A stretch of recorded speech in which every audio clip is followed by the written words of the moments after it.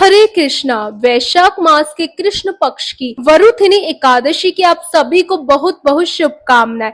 एकादशी का दिन एक ऐसा दिन होता है जब भगवान श्री कृष्ण की शुद्ध भक्ति का पालन करके उनकी सेवा द्वारा मनुष्य सर्वोच्च परम गति को प्राप्त कर सकता है। एकादशी का दिन ऐसा भी होता है जब अधिक से अधिक भगवान के पवित्र नामों का जप करने से, अपनी चेतना को कृष्ण भावना में स्थिर रखने से और उपवास का पालन करने से मनुष्य इस जन्म मृत्यु के चक्र से सदा सदा के लिए मुक्त हो सकता है।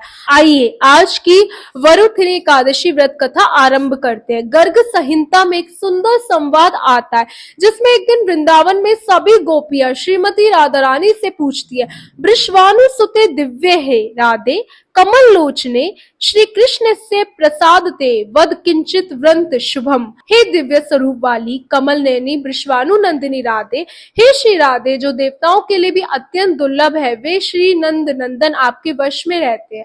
हे राधे, आप विश्व को मोहित करने वाली और समस्त शास्त्रों के अर्थ को जानने में पारंगत है, इसलिए आप हमें श्री कृष्ण की प्रसन्नता के लिए कोई शुभ व्रत बताएं। इसके उत्तर में श्रीमती राधा रानी गोपियों से कहती है, श्री कृष्ण की प्रसन्नता के लिए आप सभी एकादशी व्रत का पालन करें, उससे साक्षात श्री कृष्ण आप वश में हो जाएंगे, इसमें कोई संशय नहीं है। अब देखिए, भगवान की भक्ति सर्वोपरि धन है और ये धन भगवान के पास स्वयं भी नहीं है, तो फिर किसके पास है? उनके भक्तों के पास। और इसलिए भगवान की भक्ति हमें प्रदान कर सकते हैं। इसलिए एकादशी जैसे पवित्र दिनों में भगवान के गुणगान सुनने चाहिए, लेकिन उसके साथ साथ उनके भक्तों की महिमा का श्रवण भी अवश्य करना चाहिए। यही कारण है कि इस्कॉन में अधिकतर एकादशी के दिन श्रीलाल प्रभुपाद जी के जीवन चरित्र को पढ़ा जाता है। आइए इस एकादशी के उपलक्ष्य में हम ऐसी एक सुंदर भक्त गाथा का श्रवण करते हैं। ये कथा है संत नामदेव की। महाराष्ट्र के सतारा जिले के नरसिंह बामड़ी गांव में जन्मे ये भक्त कवि भगवान विट्ठल के परम भक्त थे। उन्होंने भगवान के प्रति प्रेम और भक्ति को व्यक्त करते हुए अनेक गीतों की रचना की। हिंदी और मराठी में लिखे गए उनके भक्ति गीत आज भी महाराष्ट्र में अत्यंत प्रेम से गाए जाते हैं। स्वभाव से अत्यंत विनम्र और अपनी साधना भक्ति के लिए कठोर ऐसे संत नामदेव की कीर्ति चारों ओर फैली हुई थी। ऐसे में भगवान अपने भक्त की परीक्षा लिए बिना कैसे रह सकते थे। तो एक दिन भगवान ने भी सोचा कि आज नामदेव की एकादशी निष्ठा की परीक्षा ली जाए। लेकिन जब भगवान अपने भक्त की परीक्षा लेते हैं तो वे वास्तव में उनके यश को संसार में फैलाना चाहते हैं, इसलिए वे ऐसी परिस्थिति उत्पन्न करते हैं जब भक्त का गुणगान और अधिक बढ़े।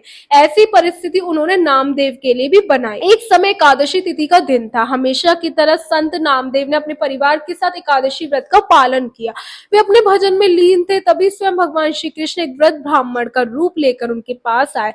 उन्होंने आकर कहा, बेटा मुझे कुछ खाने को दे दो, मैं कई दिनों से भूखा हूँ। यह सुनकर संत नामदेव को करुणा आ गई। उन्होंने कहा, आइए ब्राह्मण देव पधारिए, लेकिन कृपा मुझे क्षमा करें, आज एकादशी है, इसलिए मैं आपको अन्न नहीं दे पाऊंगा। हाँ, यदि आप फल दूध आदि लेना चाहते हैं तो मैं अभी लेकर आता हूँ। यह सुनकर ब्राह्मण ने कहा, मुझे तो अन्न ही चाहिए, फल से मेरा क्या होगा? यदि मुझे अन्न नहीं मिला तो मेरे प्राण निकल जाए। ये सुनकर उस वृद्ध ब्राह्मण ने कहा, अरे भाई, क्या एकादशी और क्या द्वादशी, मुझे तो अत्यंत भूख लगी है। ऐसे में तुम्हारे फल मेरे किस काम के? मुझे तो अन्न भोजन ही चाहिए, अन्यथा मेरे प्राण निकल जाएंगे। ब्राह्मण की बात सुनकर संत नामदेव ने कहा, मुझे क्षमा कीजिए ब्राह्मण देव, लेकिन आज के दिन मैं आपको अन्न भोजन नहीं दे पाऊंगा, क्योंकि आज के दिन अन्न में पाप का वास होता है, इसलिए अन्न खाने वाले को और अन्न खिलाने वाले को भी पाप लगता है। इस प्रकार उस वृद्ध ब्राह्मण और संत नामदेव के बीच काफी बहस होने लगी। आसपास के लोग भी इकट्ठा हो गए। अब संध्या होने वाली थी, लेकिन संत नामदेव अपनी एकादशी निष्ठा पर अडिग बने रहे।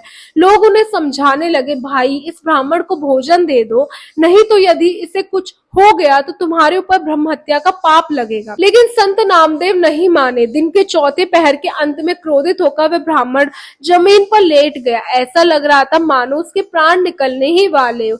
अब एक शुद्ध भक्त के भाव को बाहरी लोग कैसे समझ सकते हैं? इसलिए आसपास के लोगों ने संत नामदेव पर ब्राह्मण हत्या का आरोप लगा दिया और उन्हें समाज से बहिष्कृत कर दिया। लेकिन इन सभी बातों का संत नामदेव की एकादशी निष्ठा पर कोई प्रभाव नहीं पड़ा।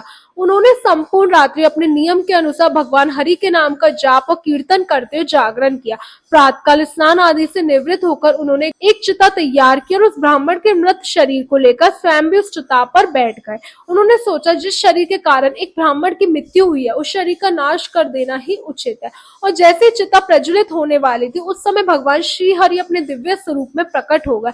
उन्होंने संत नामदेव की एकादशी निष्ठा की प्रशंसा करते हुए कहा, हे नामदेव, तुम्हारी एकादशी निष्ठा देखकर मैं अत्यंत प्रसन्न हुआ हूँ। मैं तो केवल तुम्हारी परीक्षा ले रहा था। ऐसी व्रत निष्ठा मुझे अत्यंत आनंद प्रदान करती है। आज से तुम्हारे यश में और वृद्धि होगी और अनंत काल तक तुम्हारी एकादशी निष्ठा के गुण गाए जाएंगे। इतना कहकर भगवान अंतर्ध्यान हो गए। जब आसपास के लोगों ने दृश्य देखा तो वे संत नामदेव के चरणों में गिर पड़े और अपने मूर्खतापूर्ण व्यवहार के लिए क्षमा मांगने लगे।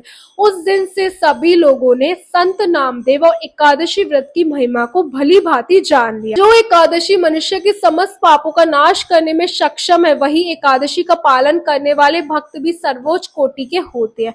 इसलिए एकादशी व्रत का पालन करना भी एक महान सौभाग्य है। सभी लोगों को यह सौभाग्य प्राप्त नहीं होता।